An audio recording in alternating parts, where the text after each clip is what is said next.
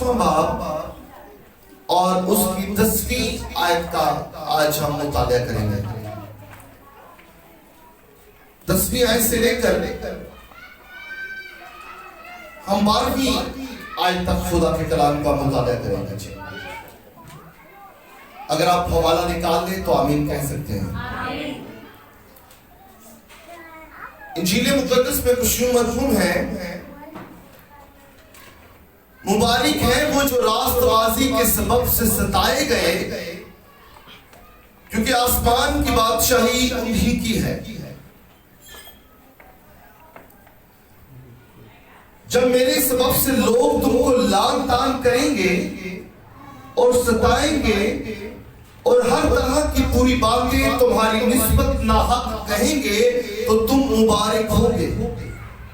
खुशी करना और निहायत शादमान होना, क्योंकि आसमान पर तुम्हारा अजर बड़ा है, इसलिए कि लोगों ने उन नबियों को भी जो तुमसे पहले थे इसी तरह सताया था। पाक कलाम का पढ़ा और सुना जाना हम सब के लिए बाइस बरकत हो। आप सब बैठ सकते हैं। 8वीं मुबारकबादी है जिसकी तरफ मैं आपकी तवज्जो मरकूज करने को एक सीरीज का आगाज किया था हमने 2 माह पहले, और वो सीरीज मुबारकबादियों पर मुश्तमिल थी। खुदावंद यीशु मसीह ने जब अपनी जमीनी खिदमत का आगाज किया तो आगाज में ही उन्होंने एक बड़ा बहुत खूबसूरत खिताब पेश किया। हालांकि हर एक चीज जो खुदावंद यीशु मसीह की जुबान मुबारका से अदा होती थी वो औसम और खूबसूरत थी। उसका कोई पंजाबी में कहते कोई जोड़ ही नहीं थी। तो ये पहाड़ी वाज एक वाज पेश किया, और पहाड़ी वाज जो मत्ती रसूल की मार्फत लिखा गया इंजीली बयान, उनके 3 अबवाब जो हैं 5वां, 6ठा और 7वां, ये 3 अबवाब पर मुश्तमिल ये पहाड़ी वाज है। और इस वाज में खुदावंद यीशु मसीह ने एक जिंदगी का पैटर्न सिखा दिया है कि अगर हम इन तमाम चीजों पर अमल करेंगे तो वो तमाम चीजें हमें दूसरे जहान में यानी आसमान पर मिल जाएगी, जिनकी तवक्कुआत हम जमीन पर करते हैं। खुदावंद यीशु मसीह ने एक जिंदगी गुजारने का ढंग बता दिया। ये पहाड़ी वाज पर मुश्तमिल है, और पहाड़ी वाज का जो ताल्लुक है, जो आगाज है, वो मुबारकबादियों पर होता है। वो क्या होता है, कहां से शुरू होता है? मुबारकबादियों से। जिस तरह मैंने डिटेल में मुबारकबादियां जो है आपके सामने शेयर की है, और आज मैं आखिरी मुबारकबादी जो 8वीं मुबारकबादी है जो मत्ती की मार्फत लिखा गया इंजीली बयान उसका 5वां बाब और उसकी 10वीं आयत में जब पढ़ी हमने कि मुबारक है वो जो रास्तबाजी के सबब से सताए गए हैं, क्योंकि आसमान की बादशाही उन्हीं की है। आगे छोटी सी और डिटेल है, उसके ऊपर भी हम गौर फिक्र करेंगे। अब आज हम 2 बातों पर गौर करेंगे कि ये रास्तबाजी के सबब से सताया जाना क्या है, और दूसरी कि आसमान की बादशाही से मुराद क्या है। और आगे भी कुछ चीजें लिखी हैं, उनके ऊपर भी हम 11वीं और 12वीं आयत के ऊपर भी हम गौर फिक्र करेंगे। अब लफ्ज जो रास्तबाजी है उसके ऊपर हम थोड़ा सा गौर फिक्र करते हैं। रास्तबाजी जो लफ्ज है वो रास्तबाज से अक्स किया गया है, यानी निकला है। रास्तबाजी जो है वो रास्तबाज लफ्ज से निकला है, यानी माकस है। और रास्तबाज उन लोगों को कहते हैं जो पाक और साफ और नेक लोग होते हैं, जो परहेजगार होते हैं, जो पारसा लोग होते हैं, जिनकी जिंदगी में गुनाह का तस्वुर ही नहीं पाया जाता है।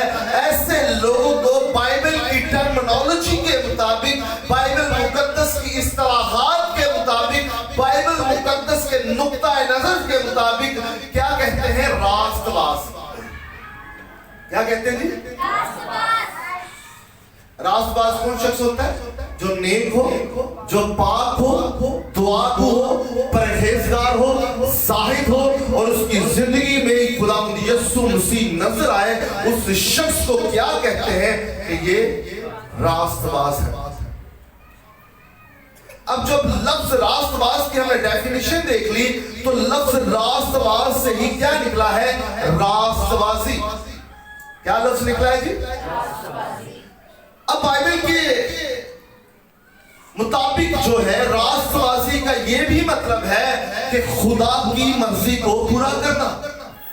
रास्तबाजी का ये भी मतलब है। बहुत सारे मीनिंग्स के साथ साथ सिर्फ यही मतलब नहीं है। रास्तबाजी का सिर्फ यही मतलब नहीं है। एक लफ्ज के बहुत सारे मीनिंग्स होते हैं। अब इस रास्तबाजी राइचियसनेस के बहुत सारे मीनिंग्स के साथ साथ एक ये भी इसका मतलब है कि खुदा की मर्जी को पूरा करना। खुदा की, अब खुदा की मर्जी है क्या?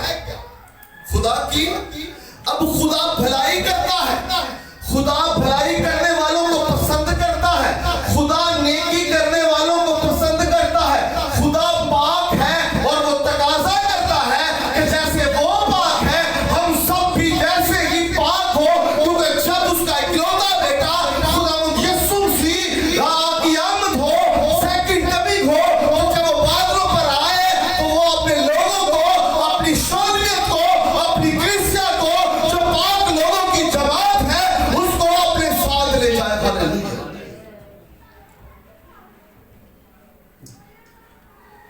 जब हम पैदाइश की किताब का मुतालिया करते हैं तो बड़ी खूबसूरत एक बात है कि जब खुदा ने आदम और ईव को बनाया, एडम और ईव को बनाया, तो जब आदम को बनाया तो उसको मट्टी से बनाया, उसके नथनों में जिंदगी का दम फूंका और इंसान क्या हुआ? जीती जान हुआ। और खुदा ने आदम को अपनी शबीह पर बनाया। खुदा ने आदम को अपनी शबीह पर बनाया। अब शबीह से मुराद, बहुत सारे लोग अजीबो गरीब इसकी जो तशरीह है, इंटरप्रिटेशन करते हैं, लेकिन बाइबल मुकद्दस के मुताबिक शबीह से मुराद ये है कि जैसे खुदा पाक है, जैसे खुदा पाक है, उसी तरह खुदा ने इंसान को भी पाक बनाया था। शबीह से मुराद क्या है? जैसे इंसान पाक है, खुदा पाक है, खुदा किसी की तरफदारी नहीं करता है, उसमें खोट मिलार या कुछ और चीजें नहीं है। इसी तरह जब खुदा ने आदम को अपनी शबीह पर बनाया तो शबीह से मुराद ये नहीं है कि अपनी शक्ल पर बनाया, बल्कि शबीह से मुराद ये बात है बाइबल मुकद्दस के नुक्ता नजर से कि खुदा ने इंसान को अपनी मानी जानी जिस तरह वो पाक है उसी तरह पाक बनाया। लेकिन जब जैसे ही इंसान ने नाफरमानी की तो जो शबीह थी, वो जो शक्ल थी, वो उसने खो दी। क्योंकि खुदा गुनाह नहीं करता है और नाफरमानी नहीं करता है। आदम ने नाफरमानी की, गुनाह किया और गुनाह के जुमरे में आकर वो खुदा से जुदा हो जाता है। खुदा से जुदा हो जाता है, वो खो गया।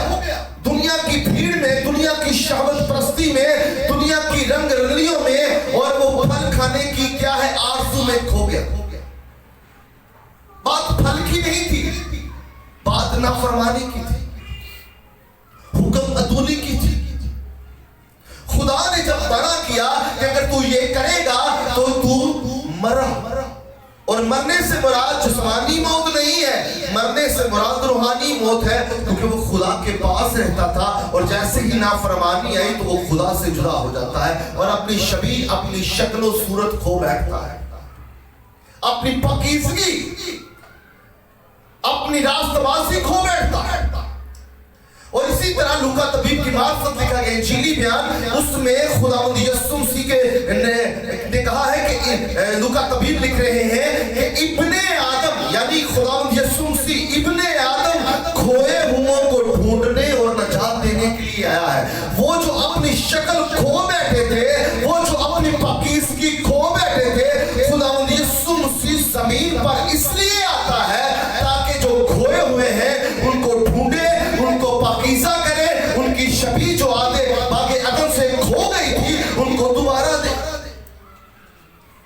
रही है आपको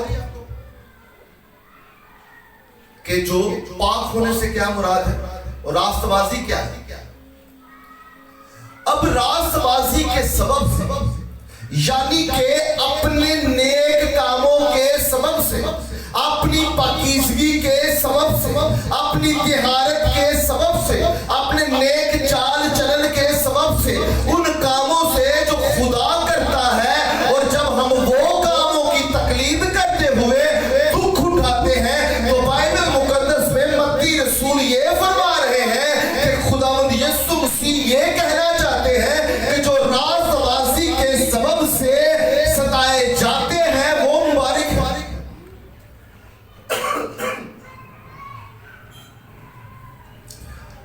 कौन मुबारक है? और रास्तबाजी क्या है? और खुदा की मर्जी क्या है? हम भी पाप हैं। जैसे वो भलाई करता है, जैसे वो चंगाई करता है, जैसे वो लोगों की केयर करता है, कवरिंग देता है और लोगों को पालता संभालता है, उनको हर तरह से मेंटेन करता है और उनकी नीड्स को पूरा करता है। जब हम ये काम करते हैं, जब हम ये काम करते हैं, तो तब क्या है? रास्तबाज ठहराए जाते हैं। और अगर इन कामों के सबब से आपकी जिंदगी में परेशानियां आती हैं, आपकी जिंदगी में मुश्किलात आती हैं, आपकी जिंदगी में बीमारियां आती हैं, आपकी जिंदगी में वो तमाम चीजें आती हैं जो आप बर्दाश्त नहीं कर सकते हैं, तो आप रास्तबाज हैं। खुदा के सिखाए हुए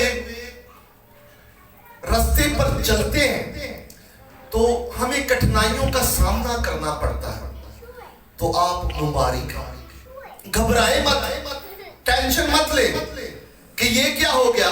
हम तो खुदा की खिदमत कर रहे हैं और हमारी जिंदगी में परेशानियां ही परेशानी है। तो किसने कह दिया आपको, किसने कह दिया कि आपको कि अगर हम नसीहत को कबूल करेंगे तो सारी जिंदगी खुश रहेंगे?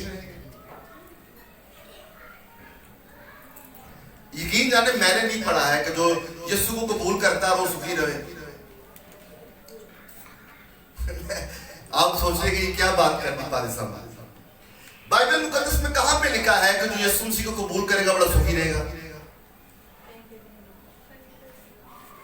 अरे मसीहत फूलों की सेज नहीं है भाई, ये कांटों की सेज है। और बाइबल मुकद्दस ये हमारे पास ऐसे नहीं आ गई है, बल्कि किसी शख्स ने ये बात कही है कि ये खून के समुंदर पर तैरती हुई हमारे पास आई है। लाशें बहाई गई हैं, खून बहाए गए हैं, लोगों को संसार किया गया है, शहीद किया गया है। बाइबल को यहां तक पहुंचाते पहुंचाते एकदम से नहीं आ गई है हमारे पास। और आप देख लें कि जितने भी रसूल थे, किसी को जिंदा जला दिया गया है, किसी को कढ़ाई में वो फेंकवा दिया गया है, किसी को मतलब आरे से चिरवा दिया गया है। वो क्या क्या उन्होंने किया है, क्या क्या उनके साथ जुल्म सितम है। हमारे साथ तो कुछ भी नहीं हुआ, लेकिन फिर भी उन्होंने यीशु के नाम को अपनी जिंदगी में से नहीं निकाला है।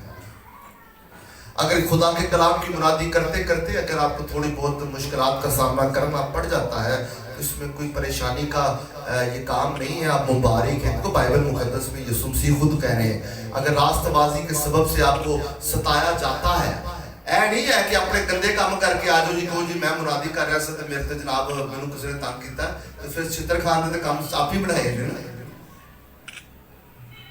ऐसा नहीं काम करना।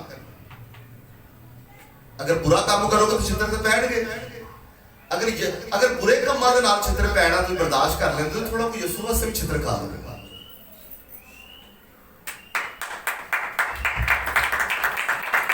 मुश्किल हो जाती है, मुश्किल हो जाती है, बड़ी मुश्किल। मैंने किसी को बात बताई, मैं किसी के घर में गया तो कहते मेरा बाप मैंने डांटता ही रहता है, मेरी माँ मैंने डांटती रहती है। मैं बर्दाश्त करना है, कहते जी मैं करना, मैं घर छड़ के जाना है, कहता नहीं।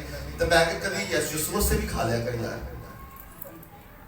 अगर आपके बाप बाप ऐसा करते तो रो रो के दुआ करना शुरू कर दिया कर, खुदा मेरे बाप को खुदा अकल दे, दनाई दे, मेरी मां को इंज कर, मेरी बाप मां को इंज कर, तो मराद मैं तो सेहत तंदुरुस्ती दे, अकल दनाई दे। रो रो के दुआ करनी शुरू कर दिया। कहते जी तुसीं दुआ करने सानू फिर होर चपेड़ा पैंदियां ने। मैं खा लिया कर, कोई गल नहीं। उंज भी ते तुहाडी कड़ी जिंदगी च खुशहाली है। अगर इंज कर लो तो बेहतर मुबारक तो हो। मतलब कहने का ये है कि खुदावंद के कलाम के लिए, खुदावंद के जलाल के लिए अगर आपको कोई दुख देता है, आपको परेशानी देता है, तो आप ये जाने जमीन पर लोग कहने गला बड़ा भगत बनया फिरता, लेकिन आसमान पर आपका दर्जा बुलंद होगा। आसमान पर, और वही लोग क्या है, आसमान की बादशाही के बादशाही रियासत, जिस तरह की उनके पाकिस्तानी की रियासत है ना, तो बादशाही क्या है, बादशाही भी से मुराद भी क्या है, रियासत है।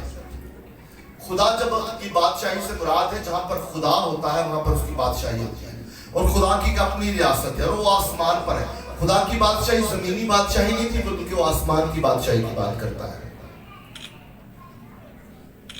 लोग समझते थे आज से 2000 साल पहले और अब भी कि जमीन पर उसकी बादशाही नहीं है, वो आसमान की बादशाही के ऊपर बात करता है। लेकिन जमीन पर उसकी बादशाहत होगी जब उसकी सेकंड कमिंग आएगी, तख्ते अदालत होगा, फिर वो इंसाफ करेगा। और अगर इस सबब से लोग आपको लान तान करते हैं, आगे 11वीं आयत का मुताला करते हैं, इसको डिटेल में कह सकता हूं, लेकिन पाक शराकत है, इसके ऊपर ज्यादा मैं टाइम स्पेंड नहीं करूंगा। 11वीं आयत का जब मुताला करते हैं, वहां लिखा है जब मेरे सबब से लोग तुमको लान तान करें। ये लफ्ज लान तान सिर्फ आम सा लफ्ज नहीं है, तानू कुटन मारन गाला कटन, तानू जलील करन, तानू रुसवा करन, जो मर्जी करन, ये सारे लान तान में आ जाता है। तो क्या होना है, और तुम्हें सताए, लान तान करेंगे और सताएंगे, और हर तरह की बुरी बातों में सिर्फ नहीं होता कि तुम बुरा, जब तुम बड़ा बुरा है, ये लफ्ज नहीं होता। बुरी बातों में आपको सब कुछ आ जाएगा जो आपके दिमाग में भी आ रहा है। बुरी बातें समझे, को किसी के खिलाफ गल्ला करता तो समझ लो किहड़ियां गल्लां करेगा, वो भी कटेगा गल्लां जिहड़ियां 7 पुश्तां तक कड्डियां होंगियां, ऐसियां बुरियां गल्लां कटेगा। अब जब सताएंगे और हर तरह की बुरी बातें तुम्हारी निस्बत ना हक कहेंगे, ना हक से मुराद यानी कि वो आप में बातें होगी भी। जब लड़ाई झगड़ा होता है तो ऐसियां गालां कटदे ने, जिहड़े बुरे पुणदे ने, कि जिहड़ा सोचदा रहंदा बंदा बाद चुकी यार मेरे च गल्लां है ऐसी, फिर तो पता नहीं चले इन्हू कितों लग गई, तो वो आपके अंदर वो निकाल देंगे, कीड़े ऐसे निकालेंगे, ऐसे पत्थर पकड़े होंगे कि आपको पता नहीं चलेगा कहां से लगे हैं। लेकिन खुदावंद यीशु मसीह कह रहे हैं कि जब आपके बारे में अंजील के सबब से ऐसी बातें होती हैं तो आप मुबारक होंगे। आप क्या होंगे, अपनी करतूता दी वजह तो होंगे, फिर मुबारक नहीं होंगे, फिर चित्रा दे लायक होंगे। लेकिन अगर खुदावंद यीशु मसीह के सबब से ऐसा काम होगा तो हम क्या होंगे, मुबारक होंगे। और जब ये लोग आपको सताए, आपको बुरा भला कहें, आपको गालियां निकालें, आपके बारे में गंदी गंदी छिछोरी बातें करें, आपके बारे में नाज़ेबा अल्फाज इस्तेमाल करें, आपके घराने के बारे में नाज़ेबा अल्फाज इस्तेमाल करें, तो बाइबल मुक़द्दस में लिखा है, यीशु मसीह यूं फरमाते हैं कि खुशी करना और नहायत शादमान होना, क्योंकि आसमान पर तुम्हारा अजर बड़ा है। हालेलुया। जमीन पर आपके लिए बड़ा अजर नहीं होगा, आसमान पर आपके लिए अजर क्या है, वो बहुत बड़ा होगा। और इसलिए कि लोगों ने उन नबियों को भी जो तुमसे पहले थे इसी तरह सताया था। अगर इंजील की मुनादी करनी है, अगर आप इंजील के खादम बने हैं, गॉस्पेल के खादम बने हैं, तो आपकी जिंदगी में परेशानियां होंगी, मुश्किलात होंगी, टेंशनें होंगी, क्योंकि बाइबल मुकद्दस में जितने लोगों ने खुदावंद यीशु मसीह के दिखाए हुए रास्ते पर अमल किया है, उनकी जिंदगी में परेशानियां ही परेशानियां थी, मुश्किलें ही मुश्किलें थी, बीमारियों में लोग मुब्तला हुए, लेकिन उन्होंने खुदावंद यीशु मसीह का जो अपनाया हुआ रास्ता था वो ना छोड़ा है, बल्कि उन्होंने जमीन पर अपनी जानों का नजराना दिया है। और जैसे ही उनकी आंखें जमीन पर बंद होती हैं, खुदा के जलाल के सामने उनकी आंखें खुल जाती हैं। हालेलुया। ये अजर है, वो यीशु को रूबरू देखते हैं, वो यीशु को रूबरू देखते हैं, ये अजर है। किताबे हयात पे उनका नाम लिखा जाता है और वो हमेशा यीशु के साथ अपनी जिंदगी गुजारते हैं, क्योंकि यीशु राह और जिंदगी है। आए हम रास्तबाजी के सबब से सताए जाए और मुबारक ठहरे। और रास्तबाजी क्या है, खुदा की मर्जी को पूरा करना, खुदा की मर्जी को पूरा कीजिए। मेरे अजीज बहन भाइयों, अगर आप खुदा के बेटे और बेटियां बनना चाहते हैं तो खुदा की मर्जी को पूरा कीजिए, खुदावंद यीशु मसीह की मर्जी को पूरा कीजिए, अपनी मर्जी को पीछे कर दीजिए, खुदा की मर्जी को आगे रखिए, तो देखिएगा वो सेहरा आपको मिलेगा जो कभी मुरझाता नहीं है। Hallelujah, hallelujah. आइए अपनी आंखों को बंद करते हैं और मेरी